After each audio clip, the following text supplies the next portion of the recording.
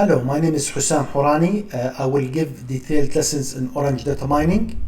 This is the roadmap. We will have around maybe 70 or more lessons in Orange data mining widgets.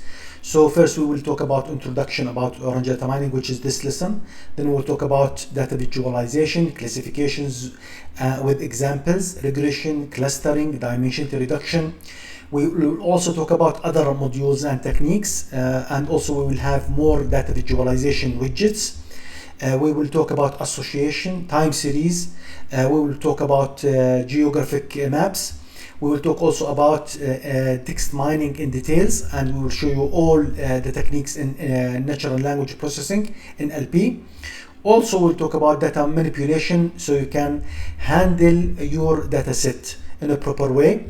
We will talk about then Python scripts, and we will give many examples how to inject Python scripts in Orange data mining. Also in the future we will talk about other modules and techniques for new features in Orange data mining. First, let me give you an overview about why and what is Orange data mining and why we need to use Orange data mining. Orange data mining application is an application that has been created by University of Ljubljana in Slovenia, and I think they've done a great job. They've done an amazing job in creating this application because it's very flexible and very easy to use. It's a data visualization application, and it's AI and data science data mining application. You can do visual programming. What we mean by visual programming, you don't have to do coding itself. You can just drag and drop the widgets, connect them together, and you can have your workflow up and running within minutes, maybe less than 2 or 3 minutes. It is open source, so you can see the source code for this application, and you can even download this source. You can update this source code if you want. You can have more widgets, more components, more models, and you can have the freedom to really build new widgets, and you can include it in Orange data mining. Of course, you need to coordinate this with the creators for this application. It's free, so it's under GNU, so you don't have to pay anything for now, at least. And it's compatible with Python. You can have Python code injected within this application. Now, who are the beneficiaries from this tool and who can use it? In fact, many people and many industries, they can use this tool. First, universities and colleges, they can use this tool through their IT departments, AI, data science and data mining related subjects, engineers, e-business, statistics, researchers, including masters and PhDs, students. They can use this tool to generate and to analyze their data sets.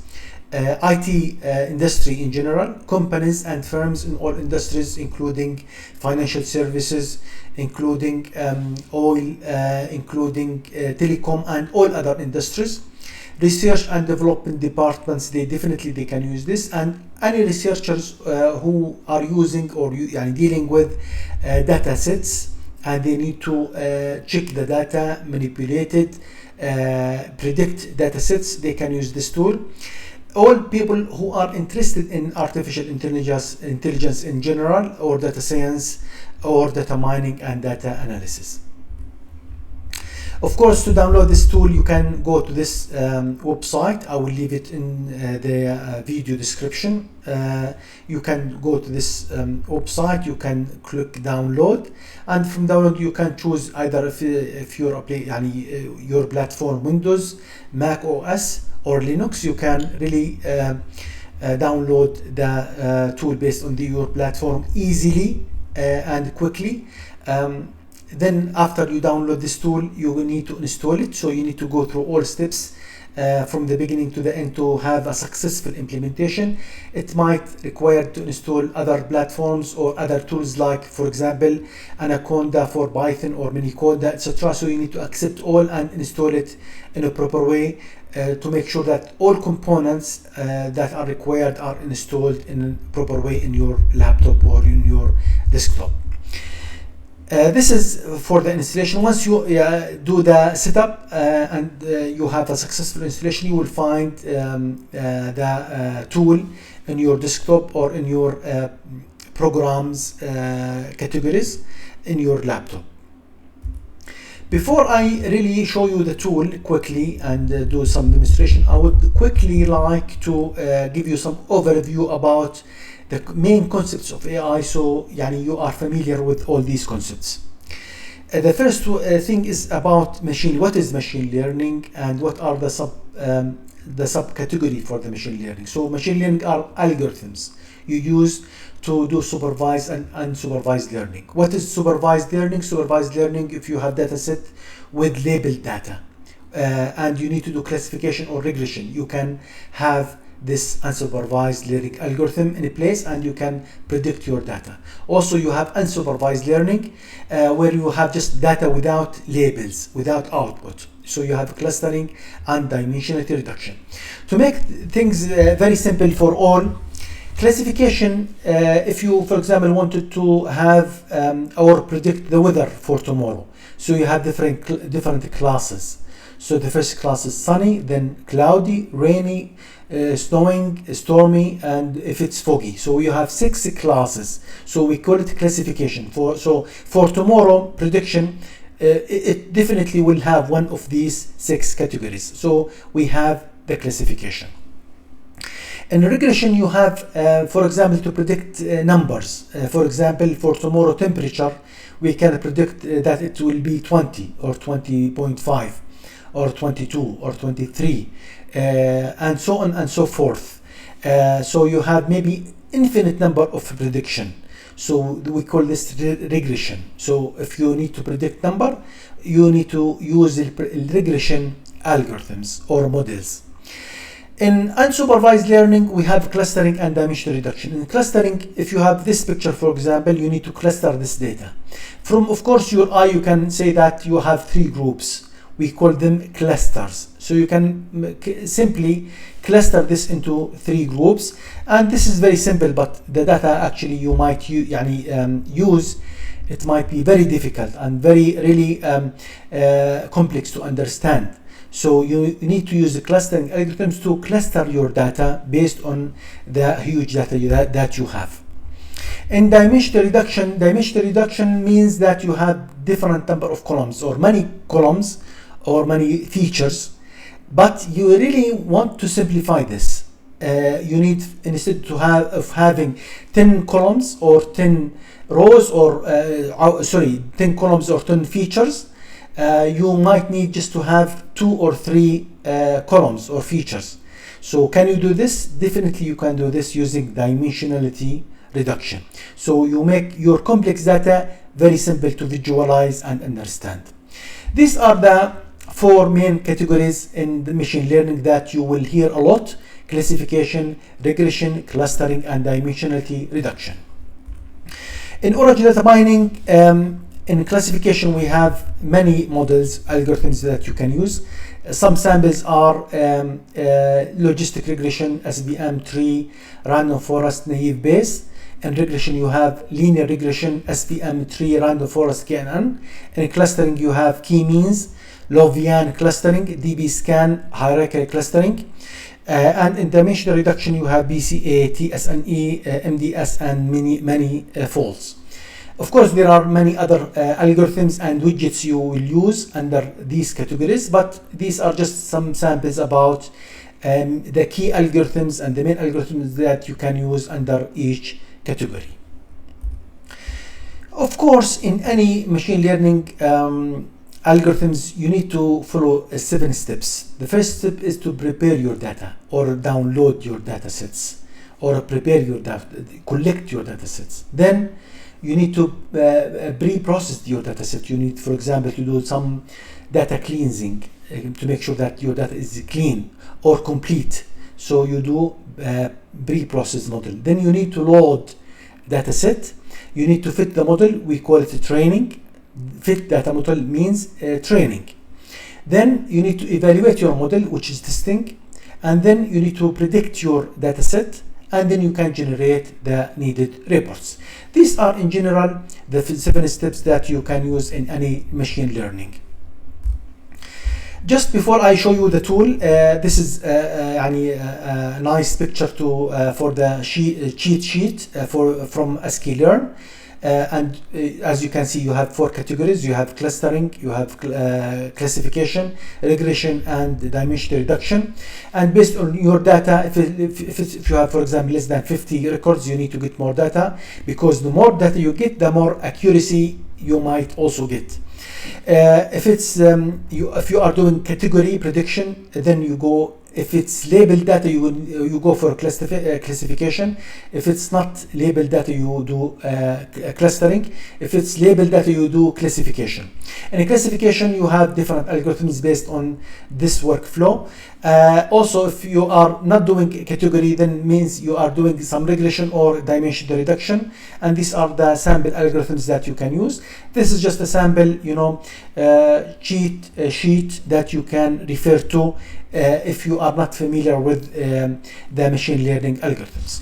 Let me now show you the tool. This is the tool that you will see once you run it. We call this collection of widgets. So we have data manipulation. You can open it, and from underneath data you can see different widgets. For example, you have a file, you have CSV file import, dataset, etc. So when you close this, you can go to visualize, and in the visualize you will see all the visualization widgets, and then you can go to model, etc., and so on and so forth. From your maybe first installation, you will see that it's already installed the data, visualized, model, evaluate, and supervised. But also you can download other collections. You can do this from options and add adds on. As you can see, I installed everything here because I will give many examples on most of the widgets. So I installed all this. You can tick this on for all categories, and you click OK, and then you will wait maybe 10 minutes, 20 minutes until you install all other collections. This is for the add-on. So I advise you to install all these collections. Of course, you have a menu here, menu bar. You can have a new workflow. You can open already opened workflow. You have edit, view, widgets, and then you have options, and you can also have help, where you can see some video tutorials, examples on the workflow, documentation from the web. Okay, make sure that you are connected to the web when you use the documentation, or if you want to install the add-on. If we take just a simple example from file, you can click on file and you can have this widget here, or you can drag it and drop it here.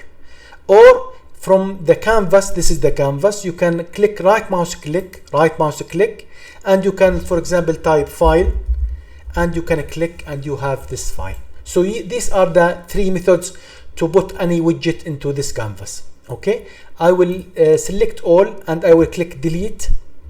I will delete it. I will also click right mouse click and select file. Okay, so this is the file. The file is a widget. Okay, and I will explain and I will give some detailed lessons on all these widgets. So if you double click on file, you will see all the properties of this file, and you can select all the options that you need for this file. For example, for this file, we need to use the iris dataset. Okay, and you have some details about the iris dataset features, which I will explain later on in the next lesson. However, you can connect this to other components. For example, a data table where you can see, if you double click, see all the data in iris dataset. So you have symbol length, symbol width, symbol betal length, and betal width.